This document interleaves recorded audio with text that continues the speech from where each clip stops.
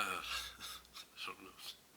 So, today I kind of wanted to discuss what is basically the poverty profit model, which kind of blows a hole in the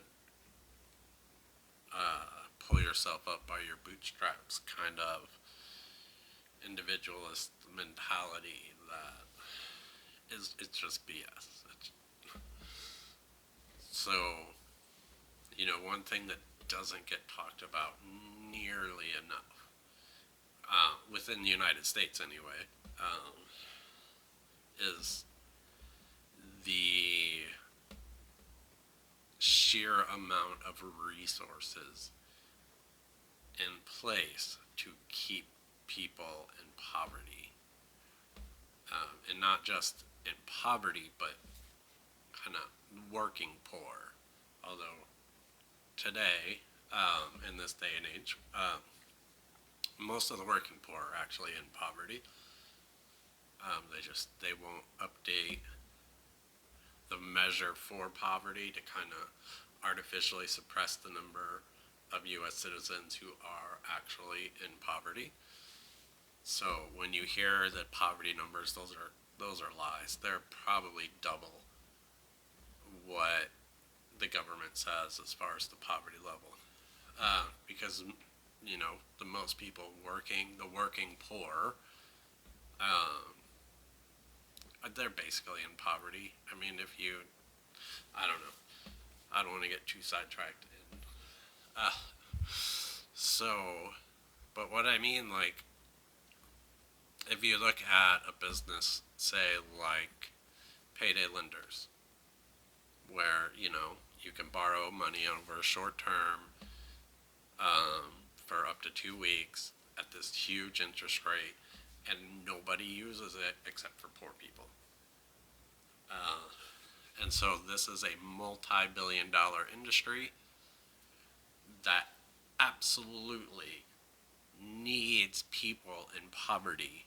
They need workers in poverty because you have to have a job in order to pay back what you borrowed. So they definitely want you working. But if you're not in poverty, you don't need them. You know, Even more than that. Let's say the government increased the standards and increased the amounts of food benefits, and or push down rent costs, or did anything to actually materially benefit the lives of the poor, people wouldn't need to pay that loan industry, at least not nearly as much. Like, it would essentially collapse on itself, and it would no longer exist. So now you have these people, the uber wealthy, who are looking to extract every dime they can get out of poor people. And so, they would lose that, as an income stream, and that's massive. Again, it's billions of dollars every year in this industry. So, of course, you're a fool if you don't think the people behind this and the people invested in these companies are actively doing everything they can, not just to prevent raising the minimum wage so that people get paid better and don't need to rely on the payday loans. They need to prevent social programs that would benefit people. And so a lot of this pull yourself up by your bootstraps mentality, a lot of this propaganda that is constantly spewed out, um, is it comes from them. I mean, that's the source, because they need it to continue. They need working people in poverty who desperately need to borrow their money, because nobody in their right mind wants to borrow at like a 40% interest rate or whatever crazy. I mean, no, it's wild. Like, the only way they get away with it is desperation. So they need people with an income who are desperate.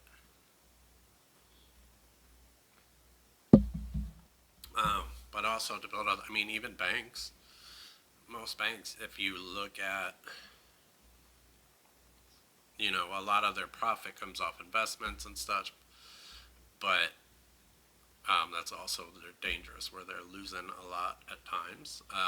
But so what they do is prey on the poor. They are absolutely almost every major bank in the United States, at least in part, became a major bank because of predatory practices towards the poor, as far as in lending by raising the interest rates, uh, by lending to people they know who are in a bad situation, may not be able to pay it back, because then they get some money from the people and then they seize whatever the loan was for, whether, house, car, stuff like that. But there's a lot of lenders, um, and even the majority of major banks, they need people in poverty, and that kind of gives them uh, a solid foundation as far as to keep the money full. And this is how they can pull money out of away from the poor and make sure it ends up in, well, they're rich, so in their hands and the hands of other people who are also already extremely wealthy. But I mean, if you think about it, like if you're rich and you put your money in the bank, they give you interest, so you make money on the money you keep in the bank. If you're poor and you want to keep some money in the bank, they charge you fees. So you're losing money to keep money in the bank, but they've also organized society to where it's almost impossible to really get through without having a bank account. Um, and so they set up these predatory practices because you need the bank account, and they want your money. So, but I mean, you can go on and just think about, most people don't realize in the daily life of somebody who is poor or in poverty, how much they are preyed on by these multi-billion-dollar industries, but not only directly preyed on, uh, you know, these companies, these industries use their profits in part to keep people in poverty because again it's a necessary part of their business model, and that is really, I mean, this is capitalism at its core. So if you want to know why I'm ardently anti-capitalist, here is a huge reason. If you want to sort of talk to people and, especially people who are on kind of the lower class rung. Anyway, there's a lot I could get into there. But if you want to, you know, start chipping away at some people's biases against things like socialism and communism, if you want to start chipping away at the propaganda of capitalism that they've been subjected to their entire lives, again, this is another way you can kind of show point by point, and a lot of people have been affected by this, if not them directly. If they're poor, they know somebody that was ruined by the payday loan cycle. They know people who have been taken advantage of by banks, people have been taken advantage of by, their employer, taken advantage of by, uh, the buy here, pay here kind of used car salesman, uh, and even big car, anything to deal with lending, it's predatory on the poor. So that's how they make profit of keeping you poor. I mean, it's not a what would be the word? It's this is why I should write scripts. But it's not. Uh, why am I blanking out totally? I need more coffee, definitely.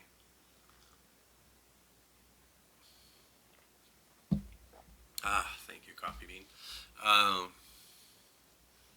But yeah, it's not some myth. It's not a conspiracy theory that these companies are. They're actually conspiring, you know, with each other to keep things in place. They are working with the politicians. They are working with other industries in similar positions.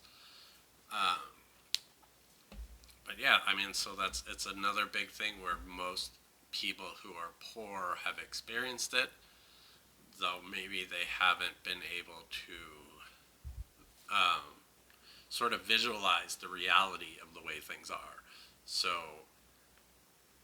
and that's one way to kind of, again, just chip away at that capitalist propaganda and be like, look, okay, here's the most capitalist types of businesses there is, these payday lenders, the banking industry, the car industry, freaking pretty much every industry that in any way operates in poor communities.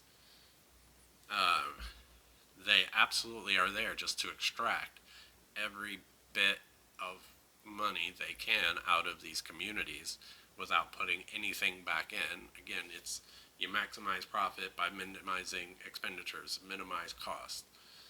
Um, so they go into these communities and charge absolutely everything they can, and take everything they can, and put back so very little. They'll make like token gestures and stuff. Oh, we'll donate to the local school, whatever. Give a $50 to the or 5,500 to the PTA or whatever. That's like, well, I mean, you've extracted $50,000 from this community today, so a $500 PTA to just help the schools, whatever fundraise, isn't isn't quite making up the difference. But yeah, so I mean, and if you've ever lived in a poor community, I mean, you've seen it, and maybe you didn't understand it in those terms. That these companies need you to be poor. They need you to stay in these communities. They need to drive you down. Like, so that's the thing. Like, pick yourself up by your bootstraps. Look at what you're actually facing. If you're born poor in the United States, you have industries with billions of dollars in resources that want to keep you that way, that depend on it. They need, I mean, if a few people get through, whatever. But for the most part, they need, if you are born in poverty, you need to stay there because they can maximize their profit off you that way, and they can keep you working for less because if you're poor and you have very few job options, you'll take the lower paying job. You'll do the crappy job that doesn't pay well because you need a job. You need to survive. But in the meantime, there's all these systems set up around that to just extract that money right back from you. Uh, and keep you in poverty. And man, like, so if you think that's bad in the U.S., though, like, you've got to realize that internationally, in countries, I guess the global south or, Latin America, Asia, Africa, these countries that U.S. corporations really go full tilt into exploiting, uh, you have way more pressure keeping you in poverty. Way more. I mean, it's a million times worse. I mean, that's why people in places like Honduras are willing to walk long ways across Mexico to get here. That's how badly the United States government, which is essentially controlled by the U.S. corporations, that's how badly they've just destroyed these countries. I mean, where in Honduras, it's basically, slow death by starvation, murder by drug gangs, or walk across Mexico long ways in hopes that you may be allowed to enter the U.S. I mean, that's. Uh, So yeah, but that's again, it's important, like especially if you're trying to spread anti-capitalist ideas, or at least chip away at the capitalist propaganda. Like it's again, that's just a good way to frame that. Are these businesses that exist to exploit? Uh, that could not, like again, the payday loan industry is a great example because it literally could not exist without poverty. Um, and so they actively not only need poverty, they need working poor, they need to prevent any kind of social programs that will actually benefit people to where they don't need to turn to them. So not only are they preying on the people, they have to use their resources to stop anything that might protect the people from them. Uh, so it's just, you just want to burn it all down when you start to think of it like that, really. It's really hard not to.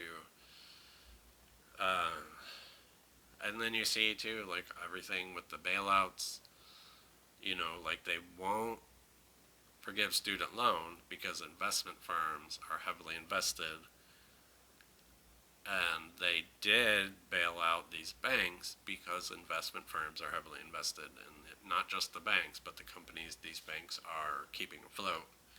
So all these like tech startup firms.